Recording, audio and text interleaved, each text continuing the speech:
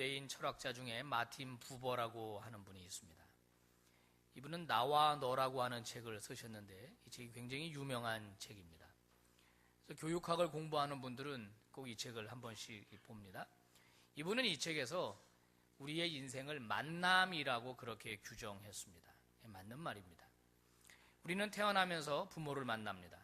그리고 성장하면서 친구를 만나고 또 선생님을 만납니다. 그리고 배우자를 만나고 또 목회자를 만나고 죽을 때까지 우리의 인생은 만남이 연속이 되어 있습니다. 그래서 이 마틴 부버는 그런 얘기를 해요. 이 만남이 제대로 되면 인생의 정도를 걷게 된다. 만남이 잘못되면, 어떤 만남이든지 만남이 잘못되면 그 사람의 인생은 헤매게 된다는 거예요. 맞는 말입니다. 자, 그러면 이 사람과 사람이 만나서 교제를 할 때 이분은 인격적인 교제가 필요하다고 말을 하는데, 사람이 타락하고 사람이 죄악으로 오염되어 있어서 이것이 이제 불가능하게 된다는 거예요. 즉, 인격 대 인격이 아니라 상대방을 이용하려고 만나는 비인격적인 만남도 많다는 거예요. 그러면 인간 대 인간의 이 올바른 관계가 지속되기 위해서는 어떻게 해야 되느냐? 마틴 부버는 영원한 너, 촉매자가 필요하다 그렇게 말했습니다. 그 일을 가능하게 하는 분을 영원한 너라고 말했는데 우리 기독교에서는 바로 그분을 예수 그리스도라고 보는 것입니다. 즉 예수 그리스도와의 만남, 영원한 너와의 만남이 선행될 때 그 다음에 모든 만남들이 제대로 이루어질 수 있다, 그런 얘기입니다. 맞는 말씀입니다. 우리가 이 세상에 만나야 될 사람들 많지만 우리가 꼭 만나야 해야 하는 분은 바로 예수 그리스도이십니다. 오늘 본문에는 예수님을 만나는 제자들의 이야기가 기록이 되어 있어요. 오늘 본문에는 모두 5명의 제자가 등장하게 됩니다. 최초로 예수님을 따르게 되는 제자들입니다. 이 5분의 제자들이 어떻게 예수님을 만났는지의 이야기가 오늘 본문에 기록이 되어 있는데 자세히 살펴보니까 하나의 원리가 이 안에서 발견이 됩니다. 어떻게 예수님의 제자가 되었느냐? 소개로 된 겁니다. 소개. 누군가가 예수님을 소개해 주었기 때문에 예수님을 따르는 제자들이 되었다라는 것을 우리는 알 수 있습니다. 제일 먼저 예수님의 제자가 된 사람은 2사람입니다. 안드레라고 하는 제자와 그 다음에 이름은 밝히지 않은 익명의 사람이 등장하는데, 이 익명의 사람이 누구냐? 많은 학자들은 이 요한복음을 기록한 요한 자신이었을 것이다, 그렇게 봅니다. 그렇다면 예수님의 최초의 제자가 된 사람은 안드레와 요한입니다. 이 2사람이 어떻게 예수님의 제자가 되었느냐? 누가 소개했느냐? 세례 요한이 소개했어요. 세례 요한은 당시에 많은 사람들에게 영적인 리더로 인정받고 있었습니다. 요단강에서 회개의 세례를 베풀면서 영적 각성 운동을 일으켰던 영적 지도자였습니다. 수많은 사람들이 구름대와 같이 그 앞에 몰려들었어요. 그의 리더십과 그의 영성은 탁월했습니다. 그래서 세례 요한이 혹시 바로 성경이 예언했던 그 메시아가 아닐까 찾아가서 물어요.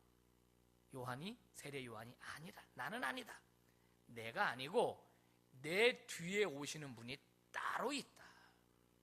따로 있는데 나는 너무 부족하다. 그분의 신발끈 메고 풀고도 못할 정도고 그분은 위대하신 분이다. 사람들이 그런 분이 오시냐고 이 기대를 갖게 된 겁니다. 나는 너희들에게 고작해서 이 물로 회개의 세례를 베풀지만은 내 뒤에 오시는 그분은 불과 성령으로 너희들에게 세례를 베풀 것이다. 그런 분이 오시냐고 전부 다 기대했었습니다. 자, 그리고 예수님께서 요한에게 오시게 될 때에 요한은 예수님을 보면서 뭐라고 말했냐? 봐라, 저기 오신다. 바로 저분이다. 세상 죄를 지고 가는 하나님의 어린 양이다. 메시아다라고 소개를 합니다.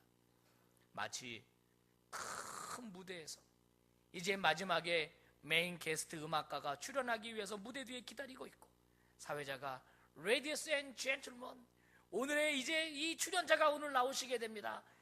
우리 다 같이 뜨거운 박수로 그분의 노래를, 그분의 연주를 청해 듣겠습니다.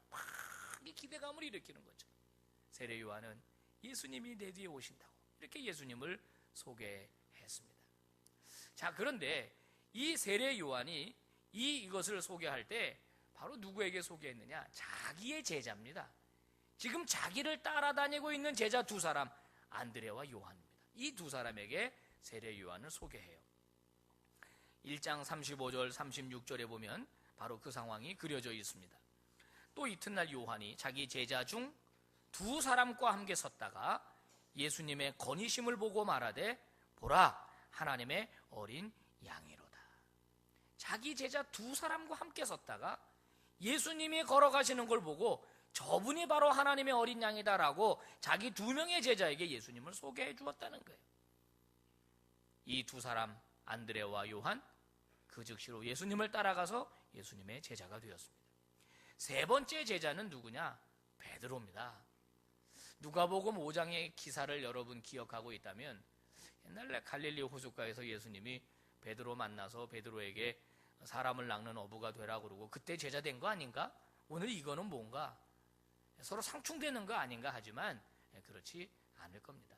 아마 갈릴리 바닷가에서 너는 사람 낚는 내 어부가 되라 이렇게 주님이 말씀했지만 선뜻 따라 나서지 못한 것 같습니다. 미적미적 하다가 오늘에까지 이렇게 됐는데 이 베드로가 어떻게 예수님의 세 번째 제자가 되었느냐? 그 동생 때문이에요. 동생이 안드레입니다. 안드레. 그리고 형이 베드로예요. 형제입니다. 이 안드레가 세례 요한의 제자로 있다가 세례 요한이 예수님을 소개해 주는 바람에 요한과 함께 예수님의 제자가 되고 나니까 이분이 진짜 메시아라는 걸 알게 된 겁니다. 그러니까 제일 먼저 쫓아간 게 누구냐? 자기 형이에요. 형, 내가 메시아를 만났어. 형 메시아를 만나서 한번 가보자. 자, 요한복음 1장 40절 41절에 역시 그때의 광경이 기록이 되어 있습니다. 요한의 말을 듣고 예수를 따르는 두 사람 중 하나는 시몬 베드로의 형제 안드레라. 그가 먼저 자기의 형제 시몬을 찾아 말하되 우리가 메시아를 만났다 하고, 메시아는 번역하면 그리스도라. 이렇게 해서 동생의 소개를 받고 베드로가 예수님의 제자가 되었습니다. 자, 네 번째 제자가 된 사람은 누구냐? 빌립이에요. 자, 빌립은 누가 예수님에게 소개를 하지는 않은 것으로 본문에 나옵니다. 예수님이 직접 컨택하셨어요. 그런데 본문에서 우리에게 한 가지 이 빌립이 예수님에 대한 이야기를 충분히 들었을 가능성에 대하여 소개하고 있습니다. 시몬과 안드레와 이 빌립은 같은 동네 사람이다. 친구들이다. 이렇게 소개를 하고 있습니다. 자, 이들은 베세다라는 지역에서 살고 있었던 사람들인데 지금 이 세례 요한의 사실 집회를 보기 위해서 갈릴리로 내려온 겁니다. 이 세 사람 다 메시아 사상이 있었어요. 메시아 대망 사상. 빌립도 가지고 있었을 겁니다. 그런데 빌립에게도 제한이 있었을 겁니다. 근데 빌립은 선뜻 따라 나서지를 못했어요. 복음서에 나타난 빌립의 성격은 굉장히 똑똑한 사람이에요. 굉장히 이 사리 분별이 바르고 계산도 아주 빠른 그런 지혜로운 사람이에요. 여러분, 오병이어 사건 일어나기 전에 예수님께서 제자들에게 너희가 먹을 것을 주어라 그러시잖아요. 그죠?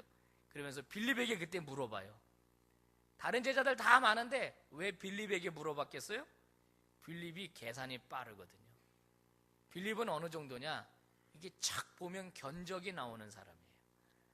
딱 이 갈릴리 이 베세다 들녘에 사람들이 쫙 모여 있을 때 몇 명 정도 되냐? 그러면 척 보면 5,000명 그냥 나오는 사람이 빌립이에요. 얼마 들겠냐? 그랬더니 200데나리온. 계산이 바로 나와요. 요 정도 인원 조금씩 주려면 200데나리온. 그 정도로 계산이 빨라요. 그런 분 있잖아요. 그죠? 저는 그 감각이 잘 없는데 탁 이런 건물 보여주면 요거 몇 평 탁 나오는 사람이 있어요. 아주 비슷하게 맞춰요. 이 건물 얼마야? 그러면 이거 얼마? 딱딱 맞추는 사람이 있어요. 빌립이 그런 사람이에요. 자, 그런데 자기가 지금까지 소개받았고 자기가 알고 있었고 자기가 기대했던 예수님 상이 있었는데 실제로 예수님을 보니까 자기가 기대했던 사람이 아닌 거예요. 그러니까 이 빌립이 아마 갈등을 하고 있었을 것으로 보입니다. 그때 예수님이 그걸 알고 빌립을 직접 찾아가세요. 너는 나를 따라오너라. 예수님의 카리스마. 바로 현장에서 다른 얘기 안 해요. 따라오너라. 빌립이 그 신적 권위에 압도돼가지고 예수님을 따라서 4번째 제자가 되게 됩니다. 그 다음에 5번째 제자가 된 사람은 나다나엘이에요. 이 나다나엘은 어떻게 예수님의 제자가 되었느냐? 성경에 보니까 이 빌립이 예수님을 만나고 난 다음에 예수님으로부터 메시아인 것이 확인되고 나니까 제일 먼저 찾아간 게 자기 친구 나다나엘입니다. 나다나엘에게 가서 예수님을 소개하신 거예요. 소개한 거예요. 야, 내가 메시아를 만났어. 근데 빌립의 성격을 잘 아니까 어떻게 소개하냐면 오늘 본문에 보니까 구체적으로 예언서에서 예언했던, 율법서에서 예언했던, 즉 그동안 우리가 성경을 통해서 읽고 듣고 보고 기대했던 그 메시아를 내가 만났다, 이렇게 소개를 합니다. 여러분, 이렇게 해서 나다나엘은 예수님에게 오게 되고 예수님의 제자가 됩니다. 우리는 살면서 많은 사람을 소개하기도 하고 또 소개를 받기도 합니다. 물론 물건을 소개하기도 하고 물론 다른 장소를 소개하기도 하고 음식을 소개하기도 합니다만은 우리가 사람만 놓고 본다면 서로 좋은 사람들을 가운데서 연결해 주는 게 소개해 주는 거예요. 지난 12월에 몇 통의 전화를 받았습니다. 제가 아는 목사님들로부터. 전화 내용은 뭐냐면, 목사님 사람 좀 구해주세요, 사람 좀 소개해주세요, 그런 전화입니다. 뭐 어떤 사람이 필요합니까? 그랬더니 우리 교회에 청년부 사역자가 필요하다는 거예요. 청년부 사역자를 좀 적당한 사람이 있으면 소개해달라. 제가 없습니다. 그리고 끊고서 우리 교회도 필요한데 있으면 우리 교회 먼저 하겠지, 내가 속으로 그랬어요. 또 어떤 분은 저한테 그래요. 목사님, 우리 딸 시집 가야 돼요. 좋은 사람 있으면 좀 소개시켜 주세요. 알겠습니다. 좋은 사람 있으면 제가 소개하겠습니다. 어떤 분은 또 목사님, 우리 아들 장가 가야 돼요. 좋은 색시 있으면 소개시켜 주세요.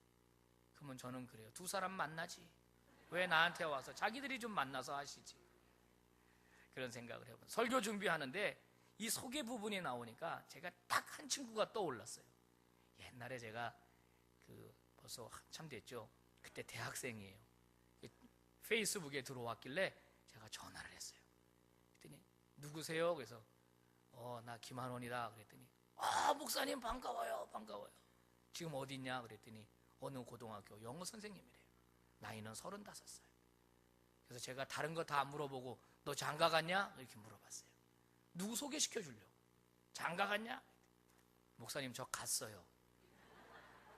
끊어라, 바쁘다. 다음에 연락하자. 아니 갑자기 그게 뚱딴지같이 끊어라, 알았다 하여튼가 내가 다음에 연락하면 알았어요 목사님, 한번 연락드릴게요. 그리고 전화를 끊었어요. 여러분, 좋은 사람이 생각나면 소개해주고 싶어요. 그렇지 않습니까? 소개해주는 거예요.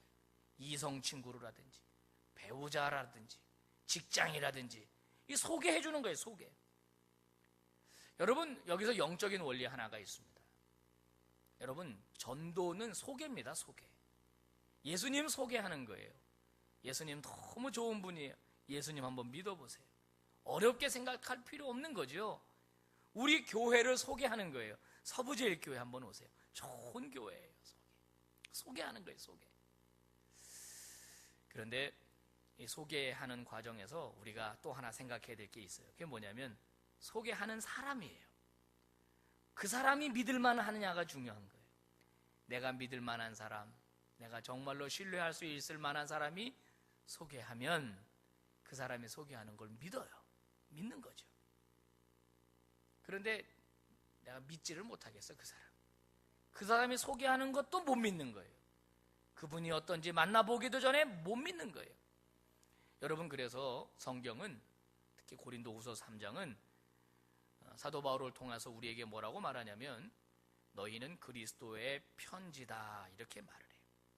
여러분, 편지는 읽어보면 그 편지를 보낸 사람의 마음과 생각을 알 수 있어요. 우리 보고 편지래요. 세상 사람들이 우리를 만나보고 우리와 교제해보고 우리를 알게 되면 우리를 이 땅에 보내신 하나님을 알게 된다는 점에서 우리를 그리스도의 편지라고 사도 바울은 그렇게 비유로 말했어요. 얼마나 적절한 표현인지 모르겠어요. 그래서 저와 여러분은 하나님의 러블레터가 되어야 합니다. 아멘입니까? 아멘이죠. 우리를 읽어보고 우리를 만나보고 하하 예수님, 그 예수님 참 좋은 분이구나라고 알 수 있어야 된다 그 말입니다. 그런데 우리를 만나보고 반대로 되면 어떻게 될까요? 이건 문제가 보통 문제가 아니죠. 제가 한 10년 전에 청년들과 함께 방글라데시로 단기 선교를 갔던 적이 있습니다. 선교사님으로부터 아주 거듭 주의를 당부받았어요.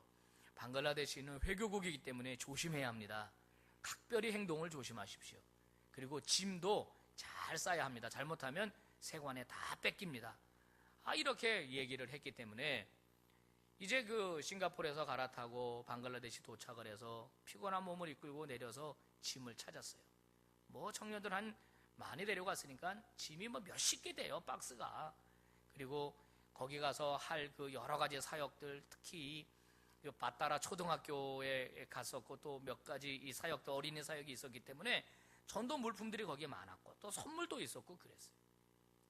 이거 뺏기면 어떡하나, 이게 잘 통과돼야 되는데 걱정이다. 그리고 저 앞을 보니까 다른 교회 팀이 나가는데 벌써 세관에 붙잡혀갖고 막 박스를 뜯고 가방을 열고 막 벌써 딱 보니까 알겠어요. 야, 이거 큰일 났다. 이거 혹시 뺏기면 어떡하나. 진짜 그래요, 여러분. 아니, 여기서 쓰던 컴퓨터 선물로 가지고 갔는데도 세금을 매겨요, 그냥. 그런 일도 있고 몇백 달러 내기도 하고 또 뺏기기도 하고. 그러니 얼마나 아까워요. 그 교인들 헌금으로 다 마련해 간 건데. 그리고서 이제 불안한 마음을 계속 하고 있는데 누가 와서 말을 걸어요. 한국 사람이에요? 안녕하세요? 그리고 딱 보니까 방글라데시 청년이 저한테 말을 거는 거예요. 야, 당신 한국말 어떻게 이렇게 배웠냐? 참 잘한다. 그랬더니 자기가 몇 년 전에 한국에 노동자로 가서 일했다는 거예요. 그 말 들으니까 가슴이 더 답답해져. 왜 그러냐? 이 사람 만약에 한국 가서 노동력 착취당했거나 한국 사람한테 핍박받았으면은 나를 오늘 가만히 안 놔둘 것 같은 거예요. 나를 해코지도 할 수 있겠다 이런 생각이 드니까 불안한 마음이 진짜 솔직히 더 들더라고. 그래서 약간 경계하면서 있었더니 계속 말을 붙여서 그저 이렇게 한국말로 서로 이렇게 주고받게 됐어요. 그러다 보니까 세관 앞까지 가게 된 거예요. 세관원이 우리 둘이 이야기하고 있는 것을 딱 보더니 묻더라고. 당신 둘이 무슨 관계냐? 묻는 거예요. 제가 뭐라고 말해요? 오늘 만난 사이인데 무슨 관계야? 오늘 만난 관계지. 근데 머뭇거렸더니 그 방글라데시 사람이 말을 하더라고. 우리 둘의 관계는 친구다 그러는 거예요. 친구다.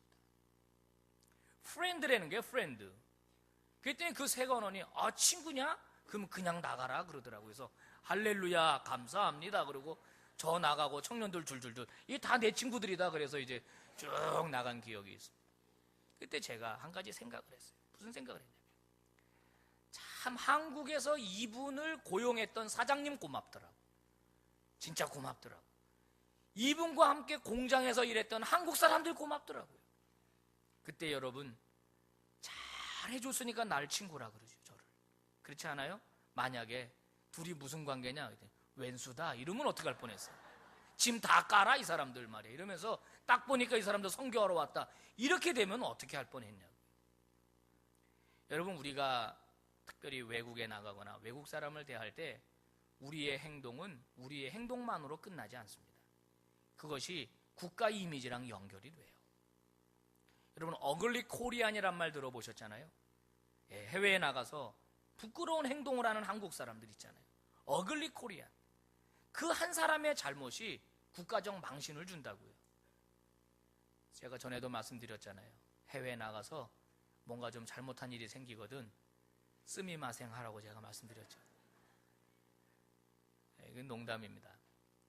여러분 우리 그리스도인도 그리스도의 행동이 우리만으로 끝나지 않는다는 거예요. 이게 예수님의 이미지와 연결되고 하나님의 이미지와 연결되고 특별히 교회의 이미지와 연결이 됩니다.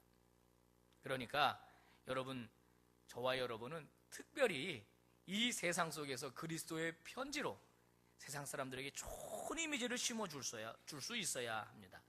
또 오늘 본문의 귀한 가르침 하나는 뭐냐면, 이 소개가 되는데도 불구하고 이 소개를 할 때 많은 설명하지 않았다는 거예요. 많은 설명. 뭐 하나님이 천지를 창조하시고 죄가 인간 안에 들어오게 되고 뭐 구구절절히 설명하지 않았어요. 오늘 본문에 보니까 아주 심플했어요. 그건 뭐냐면 와 봐라 하는 말 한마디였습니다. 자, 세례 요한이 자기 제자 2명에게 저분이 바로 하나님의 어린 양이다 라고 소개를 해줄 때 이 2명의 제자 요한과 안드레가 예수님을 따라갑니다. 예수님이 가시는데 2사람이 따라오거든요. 그랬더니 뒤를 돌이켜서 그 2사람에게 질문을 해요. 무슨 질문을 하느냐? 성경에 보니까, 오늘 읽지는 않았지만 성경에 보니까 너희들 무엇을 구하느냐 이렇게 물었어요. 무엇을 구하느냐? 여러분, 이 얘기는 제자도에 대한 질문입니다. 너 무슨 목적으로 내 제자가 되려고 그러느냐? 왜 나를 따라오느냐? 그걸 물으신 거예요. 그랬더니 이 2사람이 뭐라고 대답을 하느냐? 대답은 하지 않고 예수님께 질문을 해요. 랍비요, 어디 계십니까? 이렇게 물어요. 이 말 속에도 대답이 들어있는 것 같아요. 저희들은 이미 주님을 따르기로 결심하고 따라갑니다. 당신이 있는 곳이 어디입니까? 당신의 삶을 배우고 싶습니다. 당신에게서 가르침을 받고 싶습니다. 어디 계십니까? 라고 묻습니다. 그랬더니 예수님이 나 어디 있다 이렇게 얘기 안 하고 와서 봐라. 그리고 그들을 데리고 가셨어요. 그리고 그날 밤 요한과 안드레는 예수님과 이야기하며 온 밤을 보내게 됩니다.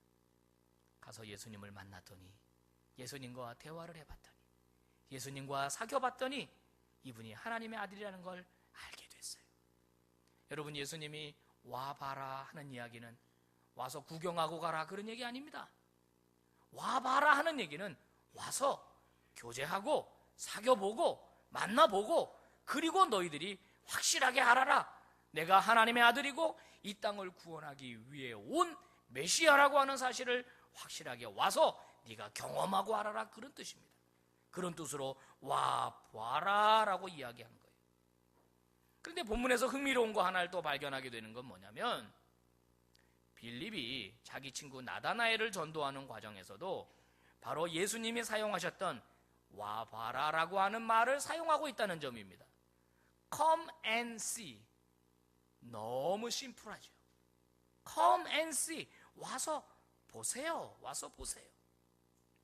아까도 말씀드렸지만 이 빌립이 나다나엘에게 내가 뭐 성경에 예언한 메시아를 만났다, 그리고 덧붙이기를 그분은 요셉의 아들이고 그리고 그분은 나사렛 출신이다, 이렇게까지 자세하게 설명을 해줬습니다. 나다나엘의 반응이 뭐였죠? 말도 안 되는 소리 하지 마라. 이게 나다나엘의 반응이었어요. 무슨 나사렛에서 선한 것이 나겠느냐? 바꾸어 말하면 메시아는 나사렛에서 날 수 없다는 거예요. 왜 그런 거 하니, 여러분 미가서 5장 2절 그 예언서에 보면 메시아의 탄생이 베들레헴에서부터 시작된다고 말해주고 있습니다. 그러니까 나다나엘은 그걸 알고 있었던 거예요. 이미 예언서를 통해서 분명히 메시아는 베들레헴 출신이라고 그랬는데, 아니 나사렛 출신이라니 안 맞다 이거죠. 자, 빌립의 반응이 뭐예요?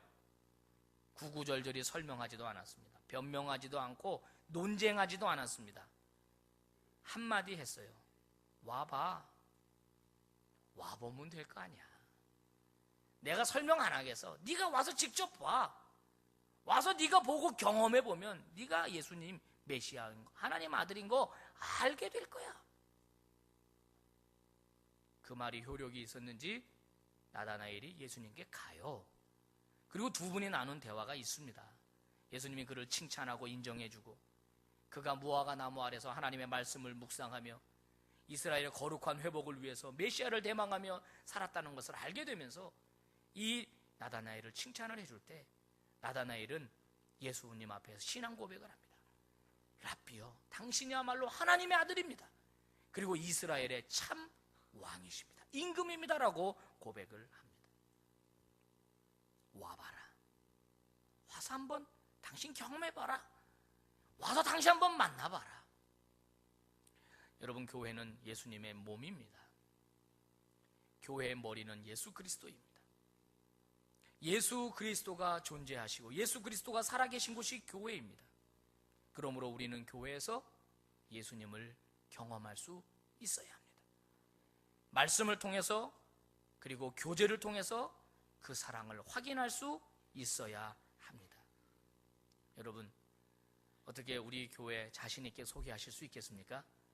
한번 와보십시오. 우리 교회 그렇게 당당하게 말하실 수 있겠습니까? 2008년도에 한완상 박사가 쓰신 책 한 권이 있는데, 책 제목이 참 많은 것을 생각하게 해줍니다. 예수 없는 예수 교회. 교회 안에 갔더니 예수님이 없더라는 거예요. 교회가 변질됐다는 겁니다. 교회가 망가졌다는 거예요. 여러분, 맞습니다. 여러분, 어디 가서 나 교회 다녀요 그러면 더 믿어주든가요? 저도 어디 가서 목사입니다 그랬더니 위아래로 이렇게 보더라고. 날 사기꾼처럼 보더라고. 목사라 그랬더니 안 믿어줘요. 내가 어느 교회 장로입니다 그럼 믿어주든가요? 내가 어느 교회 권사입니다, 집사입니다 그러니까 믿어주든가요? 죄송하지만 못 믿을 기독교가 돼버렸습니다. 예수님이 사라지니까, 교회에서 예수님을 경험할 수 없게 되니까, 와서 보십시오 말 못하고, 와서 보니까 깡통이에요. 없어요. 예수님 없어요. 그러니 전부 실망하고 돌아가는 겁니다. 누구를 탓하기 전에 우리는 우리 자신을 돌아볼 수 있어야 합니다. 그들이 와서 보고 경험하고 배신감 들지 않도록 해야 한다는 말입니다. 어떤 젊은 청년이 소개팅 장소에 나가게 됐답니다. 사진을 주고받고 너무 예쁜 자매를 소개받아서 이 총각이 이제 들뜬 마음으로 운전을 하고 가다가 사거리에서 교통사고가 났어요. 누가 신호를 무시하고 옆에 와서 들이받은 거예요. 깜짝 놀래가지고 자기는 하나도 안 다쳤어요. 내려보니까 상대방 차에서 나오는데, 약속한 그 여자가 거기서 나오는 거예요. 이게 웬일이냐. 그 여자도 안 다쳤어. 차는 다 망가졌는데. 근데 너무 예뻐. 차에서 내리는데 예뻐. 그게 예뻐요. 이 자매가 너무 예쁜 거예요. 그래서 그랬더니 그 자매가 다친 데 없냐고, 여기서 이렇게 우리가 또 만나니까 인형 같다고 말이야. 그러면서 차는 다 망가졌는데 당신도 멀쩡하고 나도 멀쩡한 거 보니 우리의 만남은 신의 계시가 틀림없다. 이 총각이 마음에 쏙 들었어요. 차는 걱정 안 하고 우리의 만남을 먼저 생각하는 이 여자는 쿨한 여자구나. 그랬더니 이 여자가 잠깐만 있으라고 그러더니 자기 차에 가더니 샴페인 하나 들고 오는 거예요. 이거 보라고. 이것도 안 깨진 거 보니까 우리의 만남을 축복하는 게 틀림없다고, 우리 서로 건배하자고 탁 까가지고 주는 거예요. 이 형제가 너무 고마워갖고 너무 감사하고 너무 기뻐서 꿀떡꿀떡꿀떡 마셨어요. 그리고 이제 여자를 줬어요. 안 먹어. 그러더니 이 여자가 전화를 거는 거예요. 경찰이죠? 빨리 와주세요. 음주 사고 났어요. 그러더라는 거예요. 배신당한 거죠. 실망한 겁니다. 여러분, 교회에 와서 기대하고 소망하고 바라고 했던 건 다른 것 아니에요. 복음 아닙니까? 복음. 예수님 아닙니까? 그게 어떻게 경험되어져요? 우리 통해서 경험되어지는 거예요. 보이지 않는 예수님은 보이는 우리를 통해서 경험하는 거예요. 올해 우리는 교회 총력전도를 슬로건으로 걸고 매진하고 있습니다. 매일 아침 오후 전도대원들이 교회에 오는 것을 제가 봐요. 추운데도 불구하고 목도리 두르고 얼마나 고맙고 정말 감사하고 눈물 나요. 전도지 들고 나가는데 누가 사실 누가 반겨주나요? 교회에서 왔습니다 그럼 누가 문 열어주나요? 아파트 경비 아저씨들은 막 쫓아내고 오지 말라 그러고 이러시지 말라 그러고, 그런데도 가서 어떻게든지 전도하는 거예요. 얼마나 고맙고 얼마나 감사하지. 저는 분명히 그 열매가 생길 거라고 분명히 믿습니다. 근데 더 중요한 게 있잖아요. 전도도 중요하지만 함께 해야 될 게 있는 게 뭐예요? 예수님을 경험할 수 있는 교회를 만드는 거예요. 새가족이 우리에게 들어왔을 때, 우리 공동체에 들어왔을 때, 우리 여전도에 들어왔을 때, 우리 남성교회에 들어왔을 때 우리 통해서 예수님을 만날 수 있게 해줘야 돼요. 그리스도의 사랑을 그들에게 느낄 수 있게 해줘야 돼요. 섬겨주고 겸손하게 하고, 이렇게 할 때 야, 이 교회는 정말 예수 그리스도가 살아있는 교회구나. 그분들이 느끼지 않겠어요? 내가 바로 이런 교회 찾았다. 내가 이런 교회 찾고 있었다. 참 잘 만났다. 이제 다른 교회 갈 곳 없다. 사랑하는 여러분, 우리는 여러 가지로 참 부끄럽고 부족한 면들이 많이 있지만 자신 있게 그리고 겸손하게나마 한번 와서 보세요. 우리 교회 한번 와서 보세요. 우리 교회 정말 좋은 교회예요. 이렇게 말할 수 있는 그런 교회를 세워나가야 할 것입니다. 기도하겠습니다. 하나님 아버지, 감사합니다. 이 세상에 많은 교회들을 세우시고 그 교회를 통해서 이 땅을 구원하시기를 원하셨는데 하나님 아버지, 정말로 죄송합니다. 교회들이 올바르지 못해서, 우리 믿는 사람들이 바로 서지 못해서 하나님 앞에 돌릴 영광은 돌리지 못하고 하나님께 치욕과 수치만 안겨드렸음을 고백하지 않을 수 없습니다. 오늘 빌립은 자신 있게 나다나엘에게 가서 와봐, 예수님 와서 만나봐 라고 소개했습니다. 아버지, 우리 교회 자신 있게 소개하고 싶습니다. 우리 교회 자신 있게 소개하고 싶습니다. 그런 교회를 세워가도록 역사하여 주시옵소서. 서로 사랑하게 하여 주옵소서. 서로 섬기게 하여 주시옵소서. 허물을 덮어주는 교회가 되게 하여 주옵소서. 지친 자들에게 힘과 용기를 주는 그런 교회를 만들어 가도록 하나님, 우리 사랑하는 교우들 한 사람 한 사람 붙들어 주시옵소서. 성령이 충만한 공동체가 되게 하시고 하나님의 선명한 복음이 살아있는 교회가 되게 하여 주시옵소서. 예수 그리스도의 이름으로 기도 올리옵나이다. 아멘.